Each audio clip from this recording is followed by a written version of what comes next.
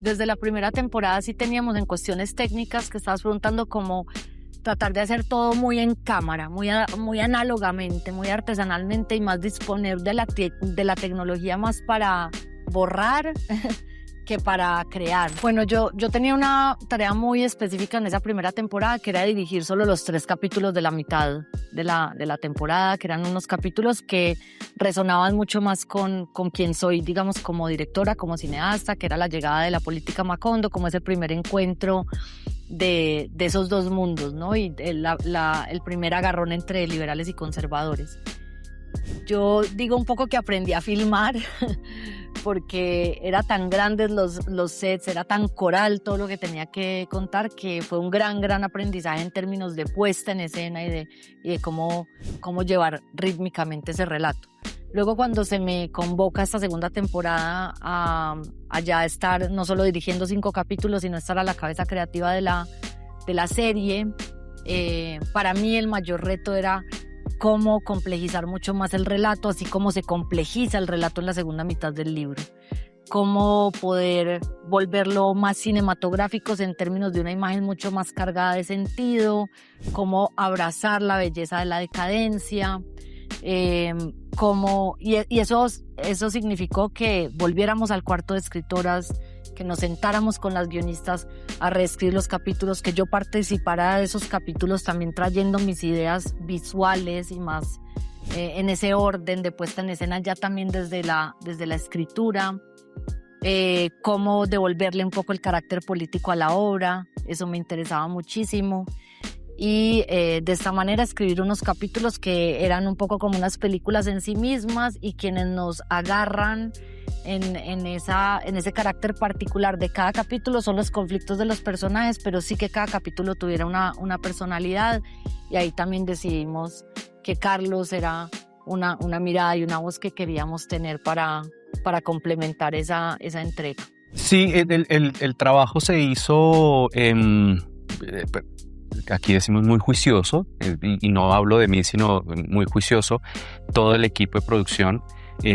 Siempre digo, y creo que hay que aclararlo siempre, detrás de estos 2 personajes habían más de 2,000 personas, entre maquillaje, vestuario, producción, que todo encajara en estas historias, y el trabajo que se venía haciendo con los personajes cuando eran jóvenes fue muy importante para poder encontrar el momento en que estos 2 personajes por fin se diferencian el uno del otro, más allá del bigote, sino de sus personalidades. Y fue un trabajo que le agradezco a la vida que me haya puesto en este problema. Le contaba ahorita a Ángela y a Carla que el primer día que llego yo al set, que eso fue como el 10 de enero, no me acuerdo, me llevan a la casa Buendía al set, y lo primero que sentí es: ¿yo en qué me metí? ¿Qué voy a hacer? No tengo ni idea por dónde voy a arrancar, pero lo que te digo, tenía atrás un equipo de producción maravilloso que hicieron que todo fuera más llevadero y más tranquilo a la hora de hacerlo. Sí, claro. Nosotros buscábamos con Laura y con Carlos que hubiese un contraste muy marcado y muy importante entre Fernanda y el mundo que la rodeaba, porque eran 2 mundos completamente diferentes. Entonces nos enfocamos mucho en la corporalidad del personaje, en la manera en la que hablaba, cómo caminaba, cómo miraba, como que todas las decisiones estuvieron muy pensadas para que ese contraste fuera muy marcado. La naturalidad y la espontaneidad de los Buendía y el contraste de esta nueva persona que llega a la casa y que es el antítesis de todo lo que es ser un Buendía. Entonces creo que me sentí súper acompañada en el proceso de creación del personaje, y también lo fuimos creando a medida que iban pasando los episodios. Fuimos descubriendo un montón de cosas de Fernanda en escena con los personajes, con mis compañeros. Se fue construyendo poco a poco también de lo que ella recibía a su alrededor. Entonces fue un proceso súper bonito y un proceso que no terminó hasta el último día de rodaje de Fernanda. Seguí aprendiendo sobre el personaje y sobre ese viaje emocional que ella tuvo. Bueno, el realismo mágico como término, yo creo que es sobre todo un calificativo que viene de afuera, ¿no? Es un poco foráneo, porque pues García Márquez nunca habló de su obra como realismo mágico, y más bien nosotros empezamos a liberar en esta segunda temporada a Macondo y este universo un poco de esa idea un poco fantástica, un poco casi infantil de realismo mágico, y empezamos a trabajar más como con la ironía, ¿no? Como con la contradicción, con el humor que encerraba todo esto, ¿no? Y que el realismo mágico es más como todas esas paradojas que a veces nos muestran la realidad. Esta segunda temporada, pues sin duda, entran otros elementos que ya no son de ese Macondo primitivo, de esa génesis de ese Macondo, sino que digamos que Macondo le abre las puertas al mundo, y por la misma puerta que entra el progreso, entra la injusticia social, entra el capitalismo, entra un montón, y se generan otros conflictos, y los mismos personajes se van complejizando. Entonces es el camino hacia el ocaso de Macondo. Entonces este Macondo es diferente, ese realismo mágico se convierte en otra cosa completamente diferente, y entra en barrena todo esto hacia un final, pues, que es apocalíptico. Y, perdón, complemento, como que desde la primera temporada sí teníamos en cuestiones técnicas que estabas preguntando, como tratar de hacer todo muy en cámara, muy análogamente, muy artesanalmente, y más disponer de la tecnología más para borrar que para crear. A Carlos le tocan uno de los momentos más icónicos del libro, digamos, en esas imágenes de realismo mágico que son el ascenso de Remedios, el gran diluvio, y todo eso se hizo en cámara. Nada de eso se hizo ni con inteligencia artificial, ni acudiendo a efectos digitales. Todo lo digital fue para borrar o para ya amplificar en el caso del diluvio, pero todo sí se siguió haciendo muy artesanalmente, cosa que es bellísima. Bueno, la forma de abordar a Petra Cotes como decisión actoral fue partir como desde mí, pero no llegué con esta idea. Fue en un ensayo con Laura Mora que ella me decía, es que Petra Cotes eres tú. Y bueno, ahí empezó como varias preguntas, porque yo decía, pero si yo actúo es para ser otra. No quería como decir cómo voy a actuar de mí, pero claro que pues finalmente no es que sea Petra, sino que me tocó buscarla en mí. Fue como un viaje de autoconocimiento, se podría decir, y buscar como esa tierra en ella, que lo tenía muy claro. Hubo un momento que tuve un viaje a San Basilio de Palenque, que es un pueblo de acá cerca de Cartagena, de acá de Colombia, porque sentía que Petra venía como de estos pueblos, porque ella no es ella llega a Macondo, pero entonces, ¿qué es lo que trae ella Macondo también consigo? Que es como otra ideología, otra forma de pensar, como más libre también, libre de estos pesos sociales que tienen las personas en Macondo.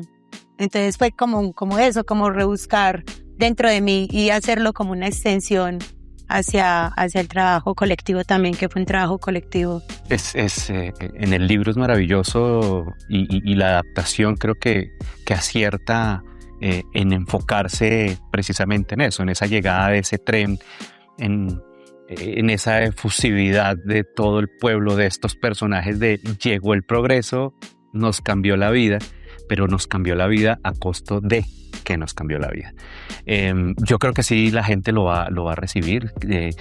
Ese capítulo, el capítulo de la llegada del tren y el capítulo de las bananeras, tienen una sensibilidad y una fuerza muy grande por una decisión maravillosa de los guionistas y de los directores de querer contar y enfocarse en ese sentir, porque un poco lo que estamos hablando en las otras entrevistas es que tú hablas de esto y es como si Gabo lo hubiera escrito hace 2 años, y pues no está escrito hace 2 años, es como si no hubiera pasado nada, es como si la máquina del tiempo nos hubiera puesto un freno de mano y todo se quedó quieto. Entonces, si lo contamos hoy en día es como esto pasó hace 15 días o ha pasado 1000 veces, y siento que la gente lo va a recibir de esa manera. Yo siempre he pensado, es decir, no provengo como cineasta de grandes producciones con grandes recursos, y cuando me enfrento a este proyecto, yo creo que mi responsabilidad se hace mucho más grande, es decir, porque para mí los recursos son sagrados, ¿no? Y al confiárseme una producción de esa magnitud, pues yo tengo que devolver la misma magnitud pues de eficiencia, de belleza y sobre todo de efectividad, ¿no? Entonces yo creo que nos ocupamos de hacer unas escenas que son icónicas, de hacerle un homenaje a la novela, pues en algo que cuando los hemos leído, pues las atesoramos, como la llegada del tren, que es, pues, es decir, que contiene muchas cosas, porque es la llegada del capitalismo, la llegada de los gringos, la llegada de un montón de elementos, de un montón de inventos a Macondo, y pues el diluvio, que ya de por sí es como un purgatorio por el que pasan todos los personajes, y es el ocaso pues de muchos de los personajes de Macondo encaminándose hacia el final. Yo también añadiría que, claro, es muy impresionante tener todas estas herramientas a disposición. Yo vengo de hacer unas pelis muy pequeñas y claro, empiezas a imaginar cosas que son posibles técnicamente, pero creo que si no hay pensamiento detrás, si no hay realmente un sentido de por qué vas a poner esas herramientas a favor, eso es juegos pirotécnicos, eso solo es artificio. Entonces, lo que está muy bien es tener tantos seres humanos con ese nivel de inteligencia, rigor y talento, pensando, y luego las herramientas a nuestra disposición. Pero lo uno sin lo otro es artificioso, es artificial.